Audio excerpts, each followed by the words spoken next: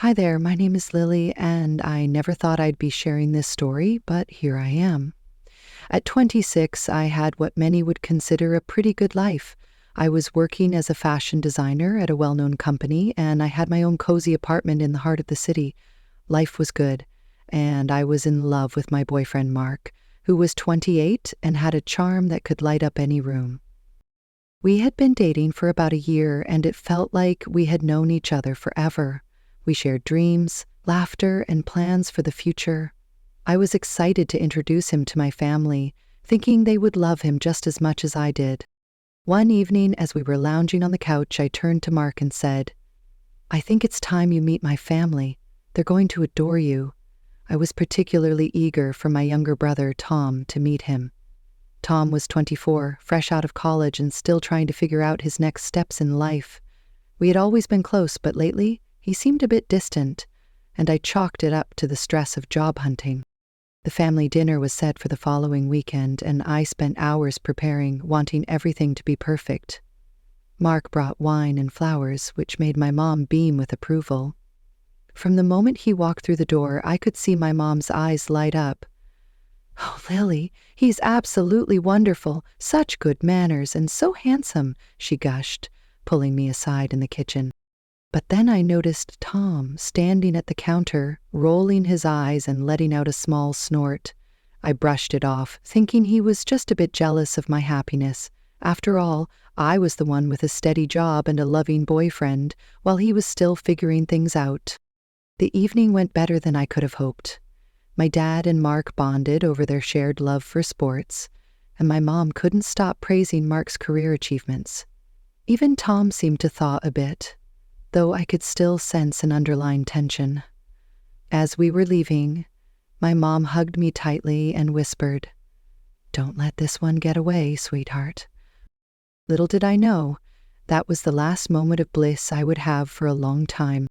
The weeks that followed were a whirlwind of wedding preparations. Mark and I had started talking about marriage, and it felt so natural. One night over dinner, he reached across the table, took my hand, and said, "We could do it in 6 months. Nothing too fancy, just family and close friends." I could hardly contain my excitement.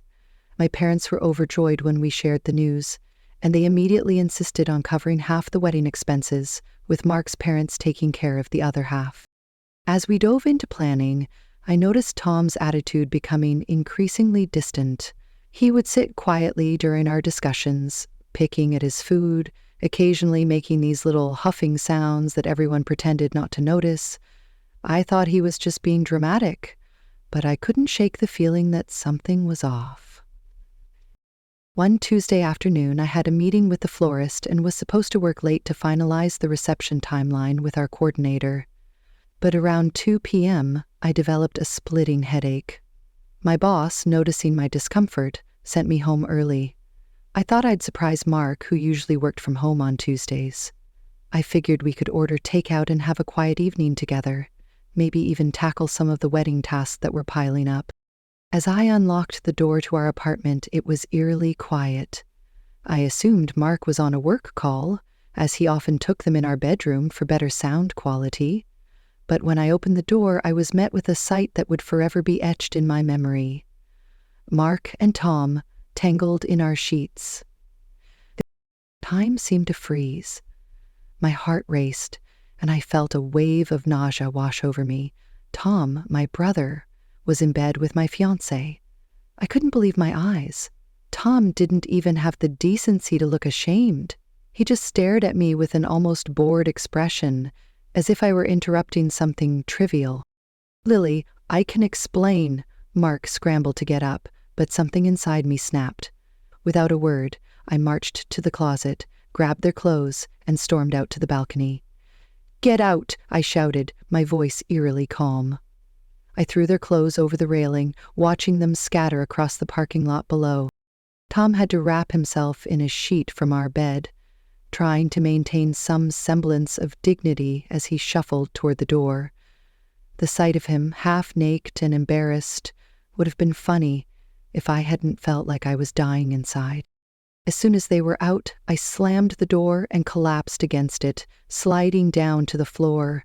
I don't know how long I sat there trying to make sense of what had just happened. The sun was setting when my phone rang. It was my mom. "Lily, how dare you humiliate your brother like that?" she hissed as soon as I answered. "Throwing their clothes out the window? What were you thinking?" I couldn't believe what I was hearing. What was I thinking? "Mom, he was in bed with my fiancé." "Lily, you're always so dramatic. This is exactly why—" I cut her off, my voice rising. "The wedding is cancelled. I'll contact the vendors tomorrow." "No, you won't," she interrupted, her tone unnaturally calm. "The wedding is still happening. Your father and I talked it over with Mark's parents. We spoke with Mark and Tom, too. The wedding will proceed as planned. Tom will take your place." 5 words.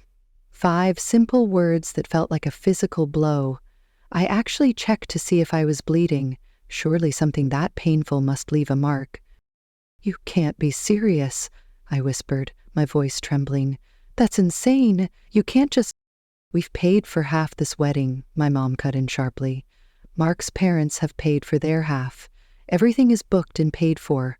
We're not throwing all that money away just because you're having a tantrum." "A tantrum?" My voice rose with each word. "My fiancé and my brother were in my bed. How is that a tantrum?" "Billy," she sighed, as if I were a child refusing to share my toys. "You need to grow up and stop being so emotional about everything. These things happen." The line went dead, and I don't remember much of that night. I cried until I had no tears left, screamed into my pillows until my throat was raw, and even threw up twice. My body was revolting against the betrayal. The morning sun found me curled up on the bathroom floor, still in yesterday's clothes. My phone buzzed periodically, but I couldn't bring myself to look at it. Finally, around 9 a.m., I saw my cousin Sarah's name flash across the screen. "Lily?" Her voice was hesitant. "I just got off the phone with your mom." I felt a knot tighten in my stomach. "What's she saying?" "She's been calling everyone in the family." Sarah paused, struggling to find the right words. "She's telling everyone that Mark broke up with you because he fell in love with Tom. She's saying it was all very civil and mature, but you're not handling it well." I closed my eyes, willing myself not to throw up again. "What else?" "They're telling everyone the wedding is still on, just with Tom instead." The bathroom tiles felt cool against my forehead as I leaned against the wall. My entire family was being turned against me. My parents were painting me as the villain in their twisted narrative, protecting my cheating brother while isolating me. Fury burned through me, but it wasn't the destructive kind. I made my decision right there on that bathroom floor. I wouldn't give them the satisfaction of a scandal. I wouldn't cry, scream, or beg. I would simply disappear from their lives, as completely as they had erased me from theirs. The next morning I walked into my boss Karen's office before she'd even had her first coffee. "I need more work," I told her, standing straight despite my exhaustion. "The most challenging projects you've got. I want them all." Karen studied me over her glasses. "Lily, you're already handling a full load, and with the wedding, I need to be busier, much busier." Something in my expression must have convinced her because she opened her drawer and pulled out a thick file. "The Thompson account. Nobody's been able to crack it. It's yours if you want it." I found a new apartment that weekend, a small studio across town. I changed my phone number, blocked every family member on social media, and threw myself into work like it was the only life raft in an ocean of pain. The Thompson account? I cracked it in 2 weeks. The Impossible Miller project? Completed a month ahead of schedule. Every challenge Karen threw at me, I conquered. I worked 14-hour days, took online courses at night, and studied our competitors like my life depended on it. Working was the only thing that kept me from thinking about them, about how Tom and Mark were probably living happily ever after in the house we'd planned to buy, about how my parents were doting on their good son, while telling everyone what a shame it was about their eldest daughter. A year passed. I got promoted to senior manager. Another year, and I became the director of operations. By the third year, I was the youngest vice president in the company's history. My salary tripled, and I bought a gorgeous apartment in the city center, the kind of place Mark and I used to walk past and dream about. But I bought it on my own, with my own money. Every time I walked through those doors, I felt a fierce pride that had nothing to do with anyone else. I started traveling. First small trips, weekend getaways to nearby cities, then bigger ones, Paris in spring, Tokyo in fall, the Greek islands in summer. I posted photos of all of it on Instagram, not to show off, but to remind myself how far I'd come. 3 years. 3 years of not hearing their voices, not sitting at their dinner table, not knowing anything about their lives except for one fact I couldn't escape. Tom had married Mark. I heard it from Sarah, who mentioned it casually during one of our rare text exchanges, probably testing to see if I'd react. I didn't. I was happy, really. Genuinely happy. Not the kind of happiness I thought I had with Mark, which was all about pleasing other people and fitting into their expectations. This was a deeper contentment, one that came from knowing exactly who I was and what I was capable of. It was an ordinary Tuesday afternoon when my phone rang. I stared at the unknown number on the screen, debating whether to answer. Something made me pick up. Intuition, maybe, or just morbid curiosity. "Hello, Lily." It was my mother's voice, dripping with a saccharine sweetness that made my teeth hurt. "Sweetheart, is that you? What do you want?" I kept my voice neutral, professional. The same tone I used in board meetings. The fake cheerfulness in her voice cracked slightly. Your father and I need to talk to you. Could you come to the house, please? We've had some serious discussions about everything." I should have hung up. I should have blocked this number like all the others. Instead, I heard myself saying, "When? Saturday around 6? "Fine," I said, hanging up before she could say anything else. The week crawled by. I threw myself into work even harder than usual, trying not to think about the upcoming visit. My assistant caught me staring at my calendar more than once, the Saturday appointment glaring at me like an accusation. When the day arrived, I spent an hour getting ready.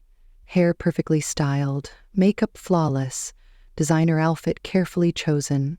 If I was walking into the lion's den, I was going to do it looking like someone they couldn't touch anymore.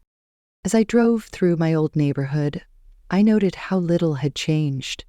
But when I pulled up to my parents' house, I barely recognized it. The place looked tired and worn down.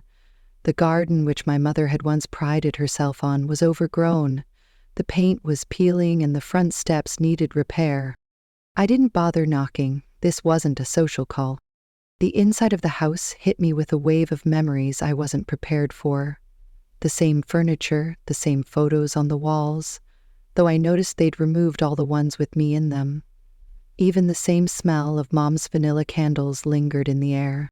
And there they were, arranged like some twisted family portrait. My parents looked older and more tired than I remembered. Tom stood beside his wife, holding their 2 small children, one looking about 2, the other barely a year old. Mark stood next to him, his hand resting on Tom's shoulder, looking exactly the same except for a slight punch around his middle. I waited for the pain, for the rage, for any of the emotions that had nearly destroyed me 3 years ago, but there was nothing. They were strangers to me now, as irrelevant as the peeling wallpaper behind them. "Lily, you look good," Tom said, envy dripping from every word. I smiled, all teeth. Amazing what you can accomplish when you don't waste time plotting to steal other people's boyfriends. "Please, everyone, let's just sit down and have a nice dinner," my mom interjected, her voice strained. I picked at the overcooked chicken on my plate, not really hungry but needing something to focus on besides the awkward silence around the table. The children, my supposed niece and nephew, were the only ones making any noise, the younger one banging a spoon against his high chair while the older one whined about his peas. Mom cleared her throat. "We've been following your success, Lily. Those photos you post, that apartment of yours looks absolutely beautiful, right in the heart of downtown, isn't it?" I took a sip of water, not responding. "And your job. Vice President. We're all so— She glanced at Tom, who was staring intently at his plate. So impressed with how well you're doing. Where am I here? I put my fork down, cutting her off. Because I know it's not to discuss my social media posts. Mom's smile faltered slightly. She pushed her food around her plate before speaking again. Well, you see, things have been a bit difficult lately. Your father— Why don't you tell her, dear? Dad looked older than his years as he spoke. I lost my job 3 months ago. Budget cuts after 30 years with the company. I've had to pick up extra shifts at the hospital. Mom jumped in. Just to keep up with the bills, the mortgage, utilities, everything's so expensive these days. I kept my face neutral, waiting for them to get to the point. And of course, with Tom staying home with the kids— Mom gestured toward Tom, who was now trying to clean something off his younger child's face. Childcare is so expensive these days, and since you have such a flexible position— I stared at her, waiting for the punchline. It didn't come. Are you seriously suggesting that I should babysit for them? Mom continued enthusiastically. You have that big apartment, and I'm sure you could work from home some days. The children are really very well behaved. The 2-year-old chose that moment to throw his sippy cup across the room while screaming at the top of his lungs. This is a joke, right? I looked around the table, incredulous. You're not actually asking me to babysit the children of my brother and my ex-boyfriend? Dad cleared his throat. If you're not comfortable with that arrangement, you could help pay for a proper babysitter, given your salary. I sat back in my chair, genuinely amazed at their audacity. They had ambushed me, invited me here, served me my mother's mediocre cooking, all to ask me to either play nanny to my brother's kids or open my wallet for them. No, I said, standing up. Absolutely not. I will not be your babysitter, and I will not be your ATM. Mom's concerned mask slipped, revealing the anger beneath. How dare you be so selfish after everything we've done for you? Dad slammed his hand on the table, making the plates rattle. You ungrateful, greedy girl. You're sitting there in your designer clothes, living in your luxury apartment while your brother can barely afford diapers. My brother's financial situation is not my problem, I said, my voice cold. You all made your choices 3 years ago. You chose him. You made it very clear where your loyalties lay. Now, you get to live with those choices. I walked out, their screaming voices following me down the driveway. Mark had the sense to stay quiet, but I could hear my parents calling me every name in the book, while Tom wailed about his children. I thought that would be the end of it. I was wrong. The next morning, my phone started blowing up with notifications. My mom had posted a lengthy screed on Facebook about her heartless daughter who had forgotten her roots and abandoned her struggling family in their time of need. The comments started rolling in immediately. How could she be so cruel to her own brother? Those poor babies need their aunt. Money changes people. These were coming from relatives who knew what had happened 3 years ago, people who had seen the whole drama unfold. And yet here they were, piling on, sending me private messages about how I needed to get over it and help my family. I blocked them all. Every single one. Aunts, uncles, cousins. They disappeared from my social media, one by one. I didn't bother explaining or defending myself. They had chosen their side long ago. But my family wasn't done. I was in the middle of a meeting with our biggest client when my assistant burst in, looking panicked. Miss Parker, I'm so sorry to interrupt, but your family's in the lobby. Your brother has 2 crying children with him, and your parents are demanding to speak to Mr. Davidson. I apologized to my client and rushed to the lobby. Sure enough, there they were, Mom and Dad making a scene at the reception desk while Tom stood there with both kids, who were screaming their heads off. People were staring, phones were out recording. We demand to speak to whoever's in charge, Dad was shouting. She can't treat her family this way. We'll see what her boss has to say about this. I walked up to the head of security, Marcus, who was already moving toward the situation. Those people are not allowed in this building, I said clearly. Please remove them. I watched as Marcus efficiently cleared them from the lobby, their shouts echoing off the marble floors. He came back to me afterward, looking concerned. "Would you like us to call the police, Miss Parker?" "No," I said, straightening my jacket. "Just make sure they're on the banned list. They're not to be allowed in the building under any circumstances." But they didn't stop. Somehow they got my new address. I came home one evening to find them camped outside my building's entrance. Tom was there with the kids again, using them as emotional blackmail while Mom and Dad tried to force their way in, behind other residents. "We're not leaving until you help your brother," Mom shouted as I called building security. They showed up at random times after that, pounding on my door, screaming through it about family obligations and what a horrible person I was. I started taking different routes home, varying my schedule, looking over my shoulder everywhere I went. It was when they started contacting my colleagues and business associates that I finally broke.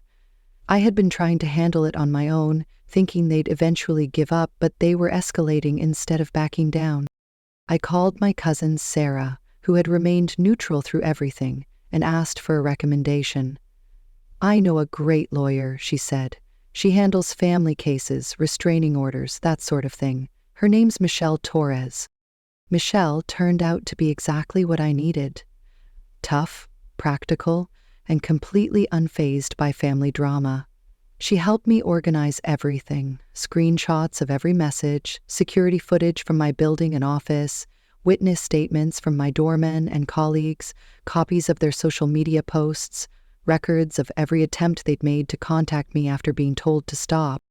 "We're asking for a restraining order," Michelle explained as we prepared for court.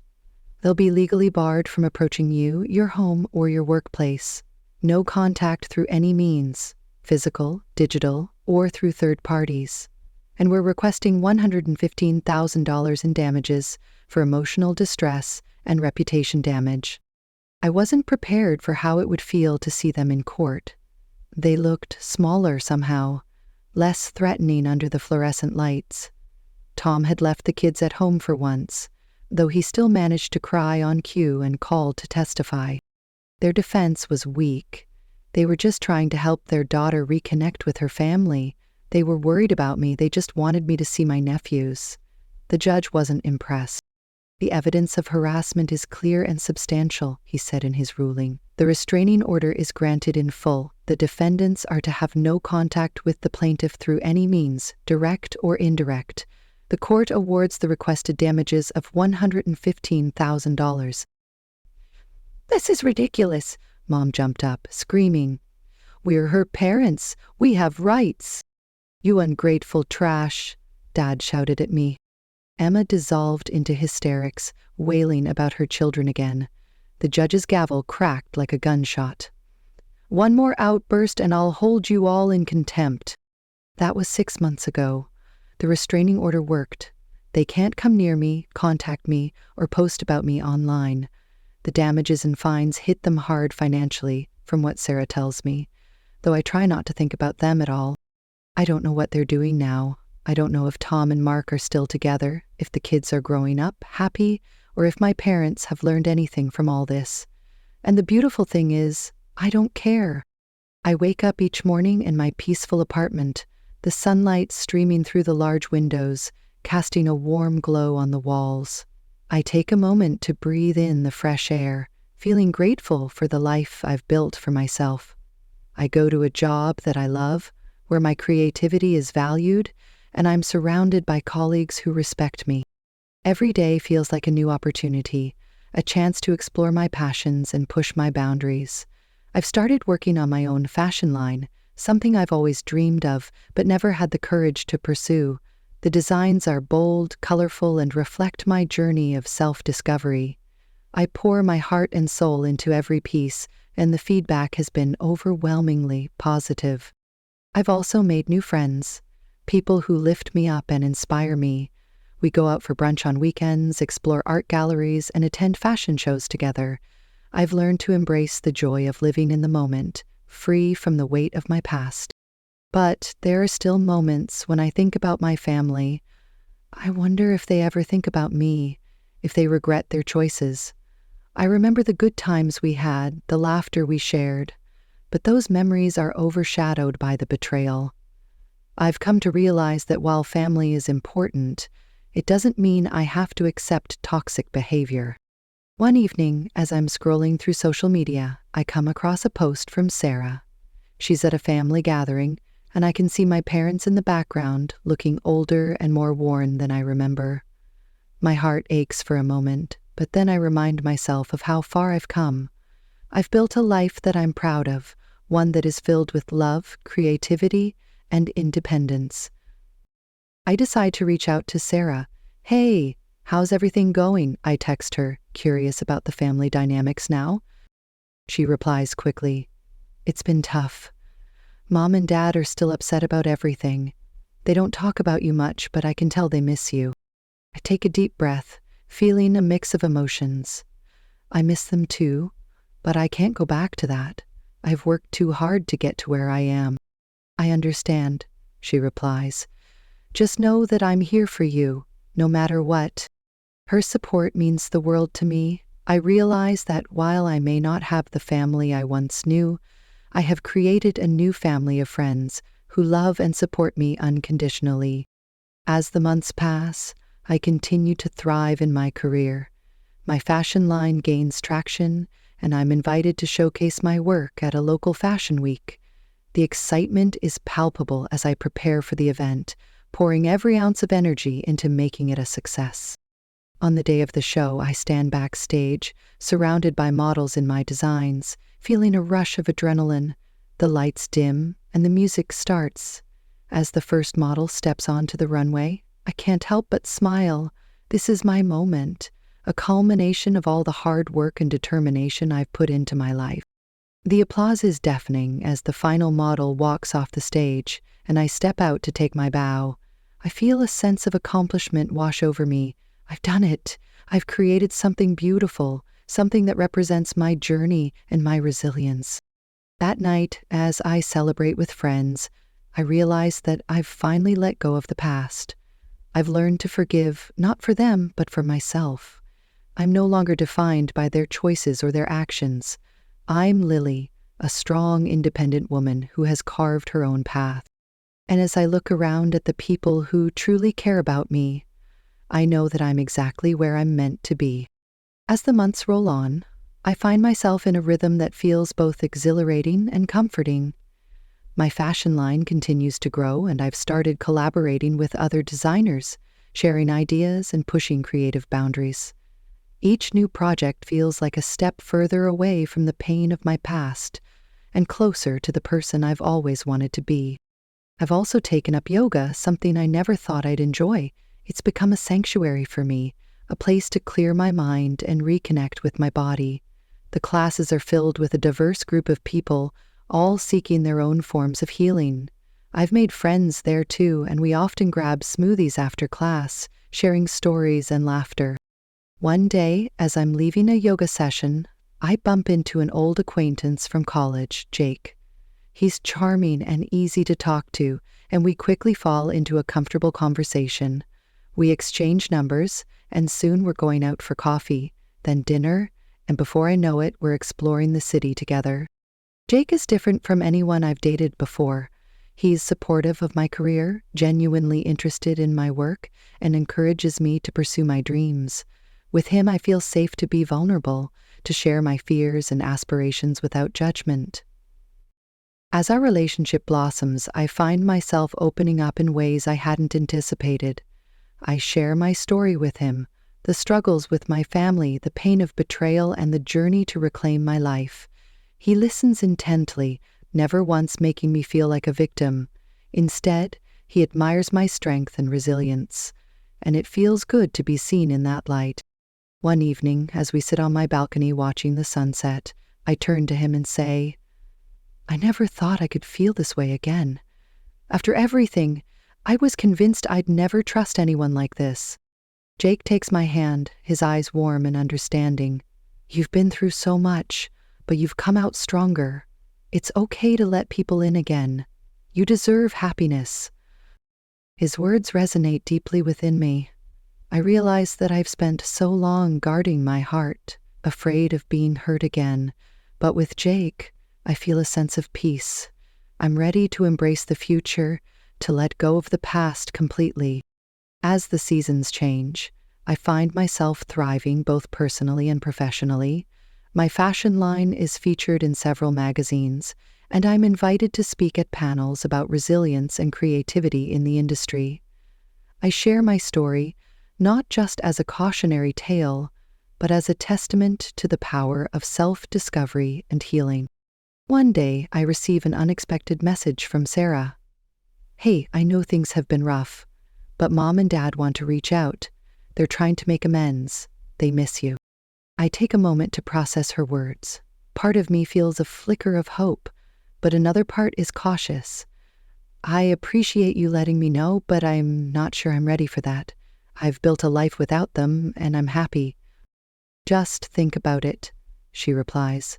"They're trying to change." I do think about it.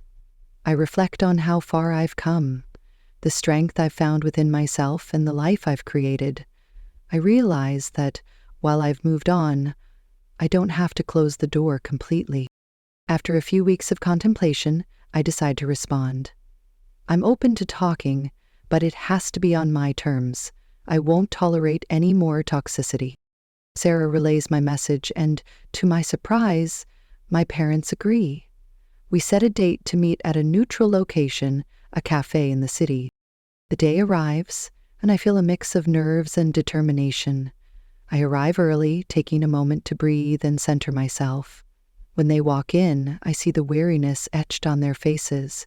They look older, more fragile, and I can't help but feel a twinge of empathy. We sit down, and the conversation begins awkwardly. They apologize for their past behavior, for the hurt they caused, and for not being there for me when I needed them most. I listen, allowing them to express their regrets, but I also make it clear that I won't forget what happened.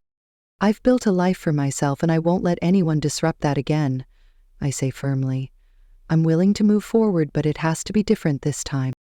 They nod, understanding the gravity of my words. It's a small step, but it feels significant. I realize that I'm not doing this for them. I'm doing it for me.